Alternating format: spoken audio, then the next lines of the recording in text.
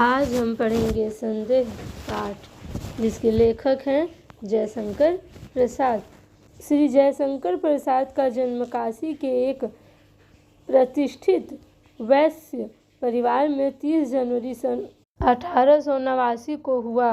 घर पर ही इन्होंने अंग्रेजी, संस्कृत, हिंदी, उर्दू तथा फारसी भाषाओं का गहन अध्ययन किया। सन 1937 में 48 वर्ष की अल्पायु में इनका निधन हो गया। बचपन से ही इन्हें कविता के प्रति गहरा अनुराग था। आरंभ में इन्होंने ब्रज भाषा में काव्य रचना की, पर बाद में खड़ी बोली को अपनाया। प्रसाद जी बहुमुखी प्रतिभा के धनी थे। कविता के अतिरिक्त इन्होंने नाटक, उपन्यास, कहानियाँ भी लिखी है। अजात शत्रु, चंद्रगुप्त, ध्रुव स्वामिनी इनके प्रसिद्ध नाटक, कंकाल और तितली उपन्यास, काव्य और कला निबंध, कामायनी, आंसू लहर, झरना काव्य तथा आकाशदीप, इंद्रजाल, आंधी और छाया कहानी संग्रह है। प्रसाद जी की रचनाओं में भारतीय संस्कृति के प्रति अनुराग, देश प्रेम की भावना कूट-कूट कर भरी है। संदेह। राम निहाल अपना बिखरा हुआ सामान बांधने में लगा। जंगले में धूप आकर उसके छोटे से शीशे पर तड़प रही थी। अपना उज्ज्वल आलोक खंड वह छोटा सा दर्पण बुद्ध की सुंदर प्रतिमा को अर्पण कर रहा था, किंतु प्रतिमा ध्यानमग्न थी। उसकी आंखें धूप से चौंधियाती न थी। प्रतिमा का शांत गंभीर मुख और भी प्रसन्न हो रहा था, किंतु राम निहाल उधर देखता न था। उसके हाथों में था कागजों का एक बंडल, जिसे संदूक में रखने से पहले वह खोलना चाहता था। पढ़ने की इच्छा थी, फिर भी न जाने क्यों हिचक रहा था और अपने को मना कर रहा था, जैसे किसी भयानक वस्तु से बचने के लिए कोई बालक को रोकता हो। बंडल तो रख दिया, पर दूसरा बड़ा सा लिफाफा खोल ही डाला। एक चित्र उसके हाथों में था और आंखों में आंसू थे। कमरे में अब 2 प्रतिमाएं थी। बुद्धदेव अपनी विराग महिमा में निमग्न, राम निहाल राग शैल सा अचल, जिसमें से हृदय का द्रव आंसुओं की निर्झरणी बनकर धीरे धीरे बह रहा था। किशोरी ने आकर हल्ला मचा दिया। भाभी, अरे भाभी, देखा नहीं तूने ना, निहाल बाबू रो रहे हैं। अरे तू चल भी। श्यामा वहां आकर खड़ी हो गई।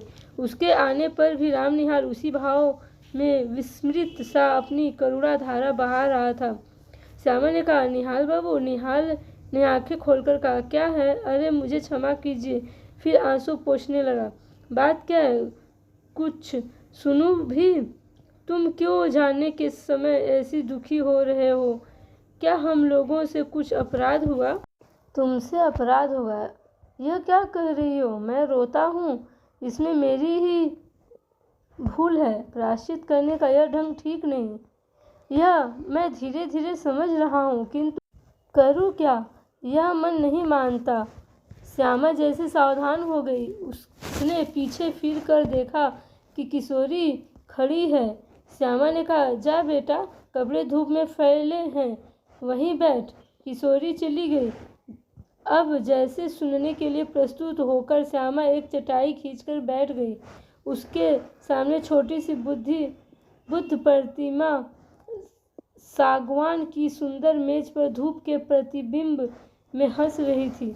राम निहाल कहने लगा, श्यामा, तुम्हारा कठोर वैधव्य का आदर्श देखकर मेरे हृदय में विश्वास हुआ कि मनुष्य अपनी वासनाओं का दमन कर सकता है, किंतु तुम्हारा अवलंब बड़ा दृढ़ है। तुम्हारे सामने बालकों का झुंड हंसता खेलता, लड़ता झगड़ता, और तुमने जैसे बहुत सी देव प्रतिमाएं श्रृंगार से सजाकर हृदय की कोठरी को मंदिर बना दिया, किंतु मुझको वह कहाँ मिलता। भारत के भिन्न भिन्न प्रदेशों में छोटा मोटा व्यवसाय, नौकरी और पेट पालने की सुविधाओं को खोजता हुआ जब तुम्हारे घर में आया तो मुझे विश्वास हुआ कि मैंने घर पाया। मैं जब से संसार को जानने लगा तभी से मैं गृहहीन था। मेरा संदूक और ये थोड़ा सा सामान जो मेरे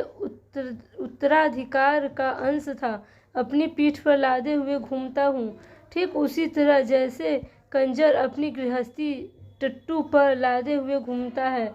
मैं चतुर था, इतना चतुर जितना मनुष्य को न होना चाहिए, क्योंकि मुझे विश्वास हो गया कि मनुष्य अधिक चतुर बनकर अपने को अभागा बना लेता है और भगवान की दया से वंचित हो जाता है।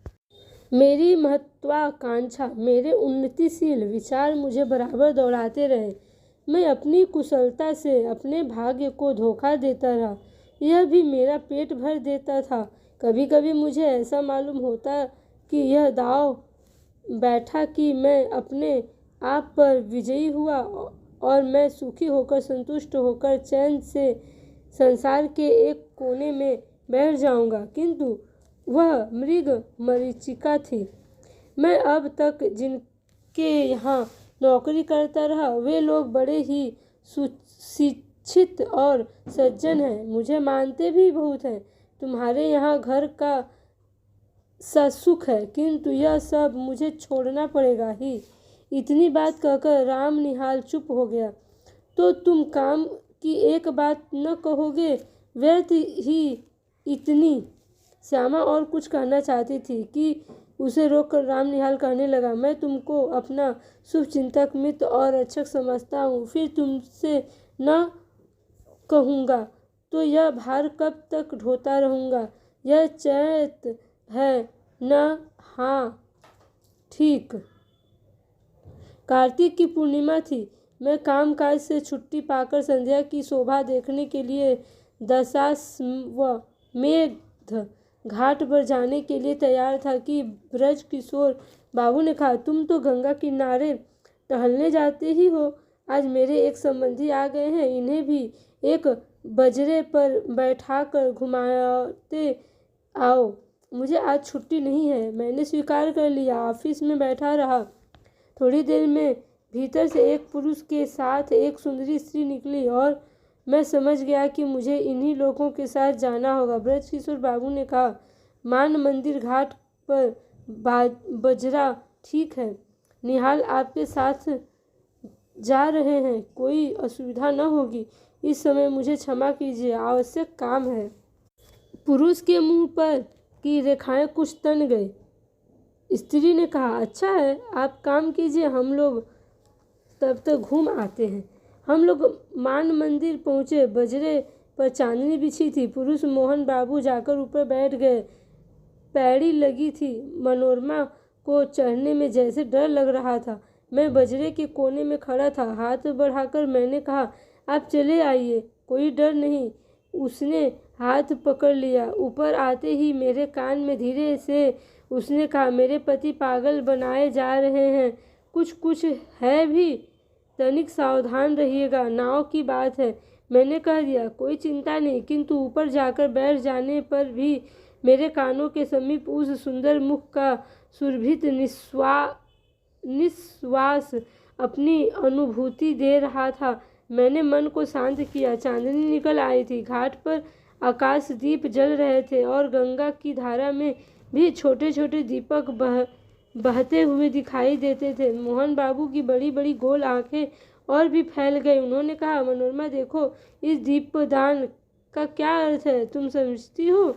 गंगा जी की पूजा, और क्या? मनोरमा ने कहा, यही तो मेरा और तुम्हारा मतभेद है। जीवन में लघु दीप को अनंत की धारा में बहा देने का यह संकेत है। आह, कितनी सुंदर कल्पना, कहकर मोहन बाबू जैसे उच्छ्वसित हो उठे। उनकी शारीरिक चेतना मानसिक अनुभूति से मिलकर उत्तेजित हो उठी। मनोरमा ने मेरे कानों में धीरे से कहा, देखा न आपने?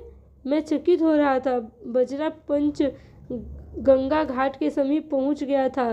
तब हंसते हुए मनोरमा ने अपने पति से कहा, और यह बांसों में जो टंगे हुए दीपक है, उन्हें आप क्या कहेंगे? तुरंत ही मोहन बाबू ने कहा, आकाश असीम है, जीवन दीप को उसी ओर जाने के लिए यह भी संकेत है। फिर हाँफते हुए उन्होंने कहा, आरंभ किया, तुम लोगों ने मुझे पागल समझ लिया है। मैं यह जानता हूँ, ओह संसार की विश्वासघात की ठोकरों में मेरे हृदय को विक्षिप्त बना दिया है, मुझे उससे विमुख कर दिया है। किसी ने मेरे मानसिक विप्लवों में मुझे सहायता नहीं दी, मैं ही सबके लिए मरा करूं।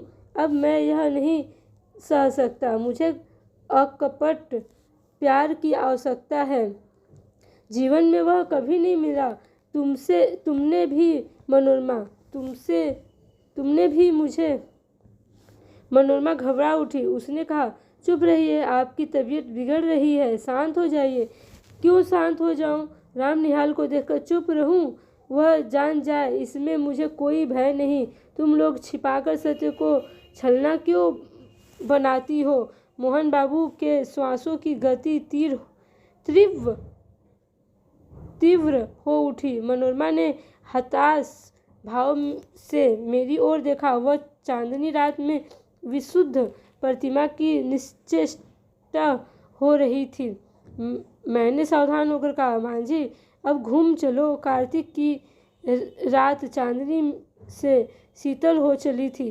नाव मान मंदिर की ओर घूम चली। मैं मोहन बाबू के मनोविकार के संबंध में सोच रहा था। कुछ देर चुप रहने के बाद मोहन बाबू फिर अपने आप कहने लगे, ब्रज किशोर को मैं पहचानता हूँ। मनोरमा, उसने तुम्हारे साथ मिलकर जो षड्यंत्र रचा है, मुझे पागल बना देने का जो उपाय हो रहा है, उसे मैं समझ रहा हूँ। तो आप चुप न रहेंगे? मैं कहती हूँ, यह व्यर्थ का संदेह आप मन से निकाल दीजिए या मेरे लिए संख्या मंगा दीजिए। छुट्टी हो।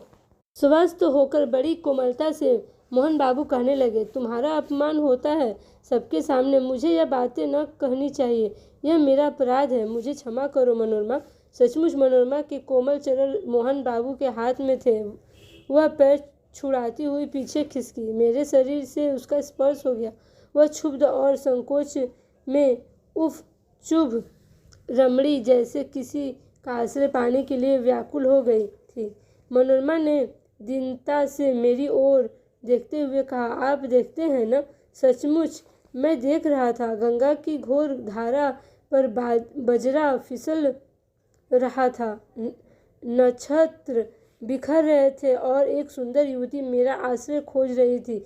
अपनी सब लज्जा और अपमान लेकर वह दुर्वह संदेह भार से पीड़ित स्त्री जब कहती थी कि आप देखते हैं ना, तब मानो मुझसे प्रार्थना करती थी कि कुछ मत देखो। मेरा व्यंग उपहास देखने की वस्तु नहीं। मैं चुप था। घाट पर बजरा लगा।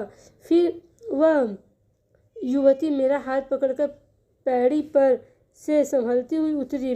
और मैंने एक बार न जाने क्यों धृष्टता से मन में सोचा कि मैं धन्य हूँ। मोहन बाबू ऊपर चढ़ने लगे। मैं मनोरमा के पीछे पीछे था। अपने पर भारी बोझ डालकर धीरे धीरे सीढ़ियों पर चढ़ रहा था। उसने धीरे से मुझसे कहा, राम निहाल जी, मेरे विपत्ति में आप सहायता न कीजिएगा। मैं अवाक था।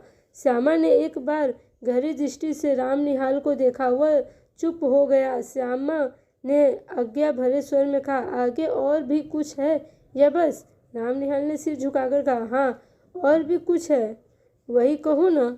कहता हूँ। मुझे धीरे धीरे मालूम हुआ कि ब्रज किशोर बाबू यह चाहते हैं कि मोहनलाल अदालत से पागल मान लिए जाए और ब्रज किशोर उनकी संपत्ति के प्रबंधक बना दिए जाएं, क्योंकि वे ही मोहनलाल के निकट संबंधी थे। भगवान जाने इसमें क्या रहस्य, किंतु संसार तो दूसरे को मूर्ख बनाने के व्यवसाय पर चल रहा है।